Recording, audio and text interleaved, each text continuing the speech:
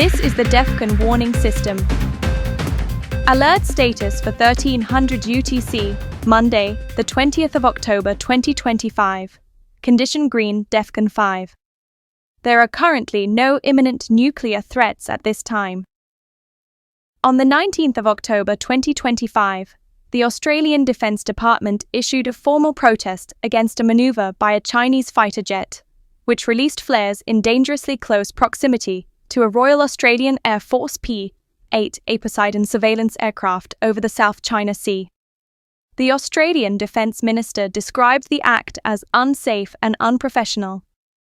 Meanwhile, in waters adjacent to Taiwan, the island's Ministry of National Defence reported that Chinese military aircraft and naval vessels continue to conduct sorties and operations that cross the median line. For example, one recent report indicated 3 Chinese aircraft sorties and 5 naval vessels operating around Taiwanese waters, including one sortie that penetrated the Northern Air Defense Identification Zone (ADIZ).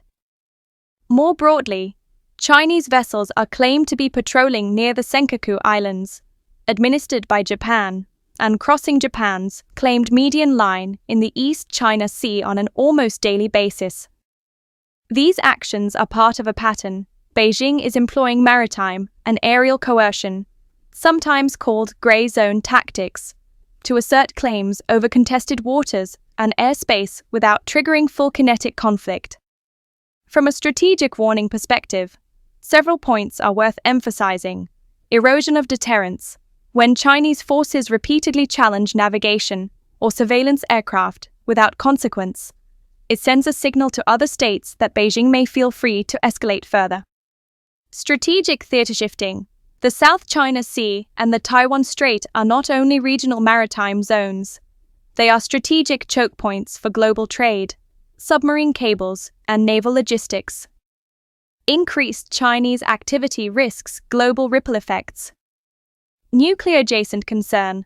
While none of these actions represent immediate nuclear weapons threats, they form part of a broader escalation environment in which major power maritime contestation could become entangled with nuclear-armed states or nuclear deterrent forces. Taking over by attrition, these incremental incursions, when not contested forcefully, set behavioral precedents. If other claimants and external actors don't respond, there's a higher risk of de facto changes to status quo maritime control. The head of Iran's Atomic Energy Organization, Mohammad Islami, disclosed that inspectors from the International Atomic Energy Agency (IAEA) are not currently in Iran, and that future access is conditional on approval of Iran's Supreme National Security Council. Meanwhile, Iranian state-affiliated reports claim that Iran has conducted or plans to conduct an ICBM-class test with a range of approximately 10,000 kilometers. While independent verification is weak, such claims have surfaced in multiple outlets. When the IAEA lacks boots on the ground, the international community's confidence in Iran's nuclear declarations diminishes. Without inspections, undisclosed enrichment or reconversion activities become harder to gauge. A stated 10,000 kilometers range missile, if credible, would place large swathes of Europe, Africa, and the Americas within potential strike envelope. Even if overclaimed, the signal is alarming. It should be noted that missile and space launch technologies overlap. A declared ICBM program can provide cover to a space launch vehicle and vice versa. That amplifies nuclear delivery vehicle concerns. Iran's posture appears to reflect a strategy of presenting advanced capability claims while linking inspection access to political diplomatic negotiations. If Iran removes or limits inspection regimes and demonstrates long-range missile capability, other states in the region may feel compelled to accelerate or acquire their own deterrents. There are caveats to this information.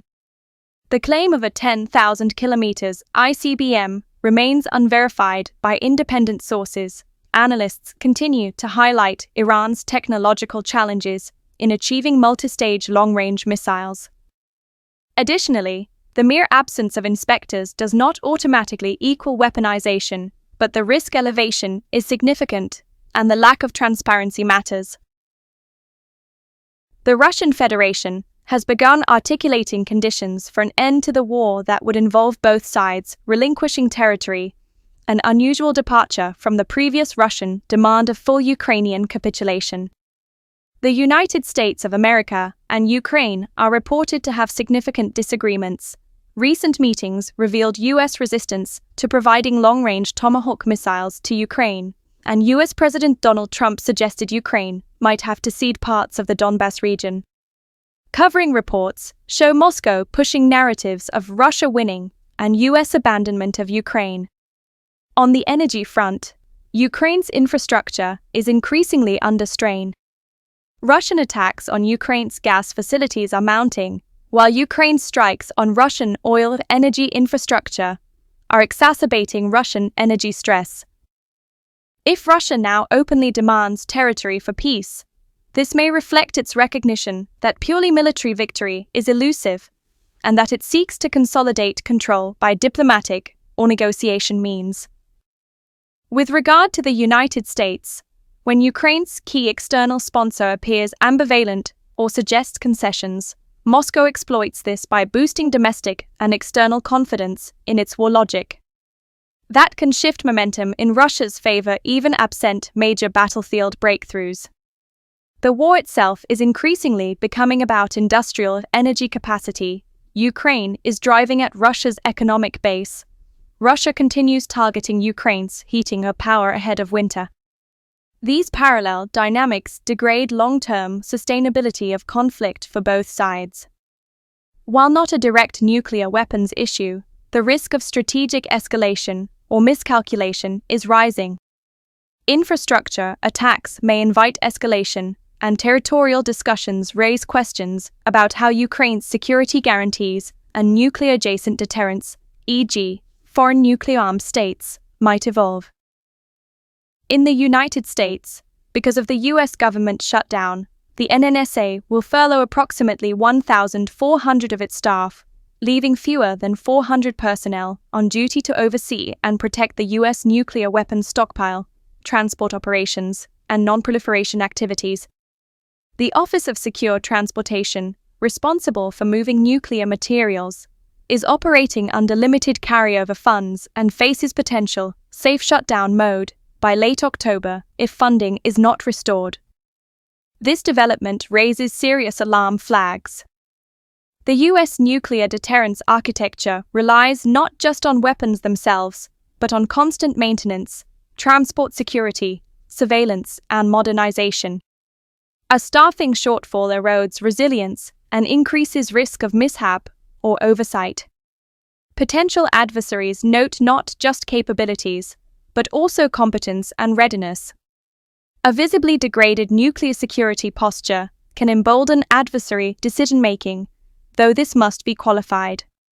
If an adversary believes that the U.S. nuclear complex is under strain, they may perceive a broader window in which they can act, not necessarily nuclear use, but coercive behavior or escalation in other domains with nuclear shadow risks.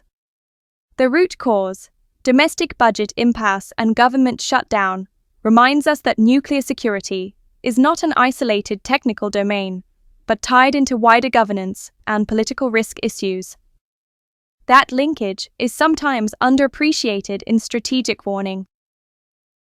The DEFCON Warning System is a private intelligence organization which has monitored and assessed nuclear threats by national entities since 1984. It is not affiliated with any government agency and does not represent the alert status of any military branch. The public should make their own evaluations and not rely on the DEFCON Warning System for any strategic planning. At all times, citizens are urged to learn what steps to take in the event of a nuclear attack. If this had been an actual attack, the DEFCON Warning System will give radiation readings for areas that are reported to it. Your readings will vary. Official news sources will have radiation readings for your area. For immediate updates, visit defconwarningsystem.com. Breaking news and important information can be found on the DEFCON Warning System Community Forum and on the DEFCON Twitter feed DEFCON WS Alerts. You may also subscribe to the DEFCON Warning System mailing list. Note that Twitter updates may be subject to delays. The next scheduled update is 1,300 hours, the 27th of October 2025. Additional updates will be made as the situation warrants, with more frequent updates at higher alert levels. This concludes this report of the DEFCON Warning System.